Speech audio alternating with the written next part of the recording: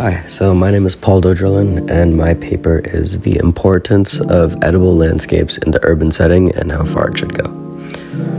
So, recently cities have been seeing a trend towards green, installing cool roofs and green roofs on as much square footage as possible, and implementing open green spaces anywhere in the city.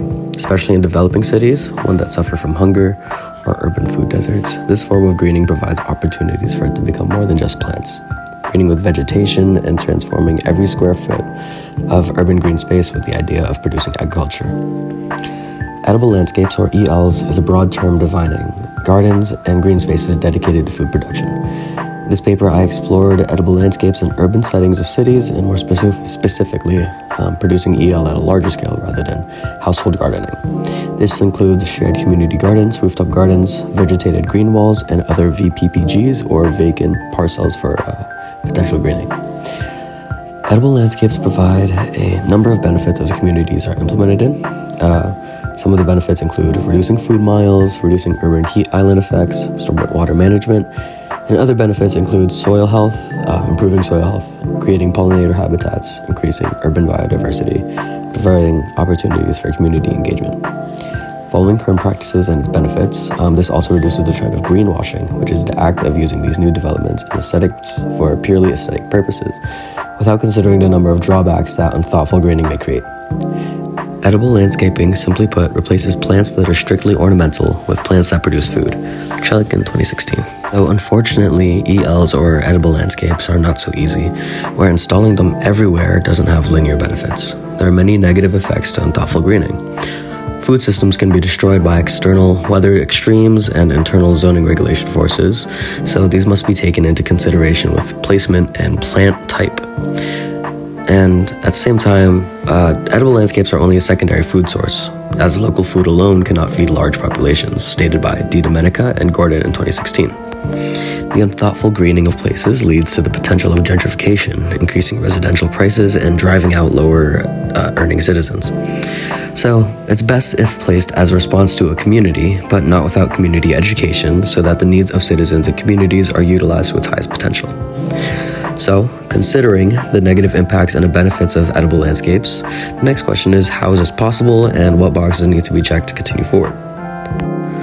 Obviously, light requirements, soil quality, water needs must be met, and preferably drought-tolerant plants, heat-tolerant plants, and proper seasonality of plants must be considered to reduce maintenance needs. At the same time, design functionality and spatial needs should be considered for the sake of their benefits, like how trees can work for the sake of passive homes, the installation or the easier installation of dwarf trees, and how grapevines can act as outdoor curtains for privacy and things like that. Same thing with thyme or strawberries and how they can act as ground cover to reduce weeds, how herbs can be implemented into small spaces, and pollinator attracting plants can boost the production of the plants around it and the yields for surrounding plants. So in conjunction with the physical needs, the social needs of the garden must also be met. This includes gathering data about underserved populations who could benefit the most from ELs, and how not to make social conditions harder for those communities by influencing gentrification or placing greenery where it's not needed. At the same time, communities need to be educated about the benefits of edible landscapes. Public information campaigns, surveys, public outreach efforts to discover and announce the decisions to implement ELs should be made so that citizens are aware of how to adopt, maintain, and use edible landscapes. Similarly, a study conducted in Arizona on 6,000 parcels of green spaces by Smith et al. In 2021 in the Phoenix metro area used a method of census gathering information, stratifying into physical and social setting characteristics, helped identify what criteria of communities or settings would benefit the most from community gardens. It's determined that the most important criteria for site selection of urban gardens is 1. Residential proximity, 2. Food deserts, 3. Lower income neighborhoods, 4. Park-poor neighborhoods, 5. Community health, 6. Population density, and last, community space proximity. Other criteria included bikeability, heat vulnerability, minority neighborhoods, stormwater runoff, and more. But it appears that 6 of the top 8 criteria in this index were social criteria, not physical.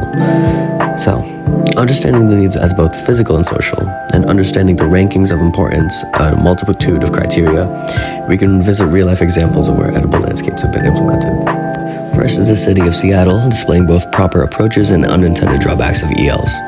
So the city implemented urban forest for the sake that Seattle needed ecological restoration and relocalization of food production. There was a culture of gathering and gleaning and livestock production, gaining political traction in Seattle, and fruit harvesting groups of the food security movement are leading that political push, merging the links of farm and forest and policy grounds. But these visions are still kind of restricted and not unified across municipal departments. And it appears that there's a confused culture of access, as in where and what you can exclude gathering and gleaning in public forests, and where you can remove plant material, and what is criminalized or no trespassing property. But significantly, the forests have impacted lower income and food insecure individuals who may use urban forest products to meet some of their nutritional and medicinal needs, which is really nice. Second example is the Philippines as a whole, but primarily the Metro Manila area. Its example shows that proper information and community engagement practices used in edible landscaping has major benefits. So the Philippines is a major site of public education campaigns. They've trained teachers, students, organized women groups, government officials, businessmen, and hobbyists, and they've interviewed professionals, TV and radio stations, and implemented demonstration gardens in strategic locations so that the public can experience and enjoy them for the first time. Even so, in University of the Philippines, courses like urban horticulture and basic crop science courses increase awareness of gardening and the motto of feeding every Filipino. In this way, they let underserved residents understand the importance of making the most of their biodiverse and tropical climates. The final example is in Hangzhou, China, who is a national leader in edible landscaping and urban greening. In China, access to green space has been failing with explosive urbanization. But Hangzhou is a leader in innovative solutions for the declining environmental quality. They've taken demolished factories into parks and retrofitted green spaces alongside canals, underneath main roads, and alongside main roads, railway lines, and mass tree planting across city streets. They had the first wetland park, the Chichi Wetlands, and is considered China's garden city. 40% of its city's green space, with 15 meters squared per capita and over 90% of the population with easy access to a green space.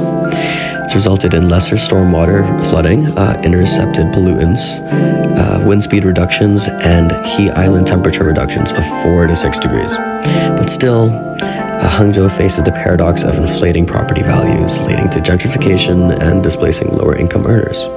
So, edible landscapes hold transformative power for the urban and city setting.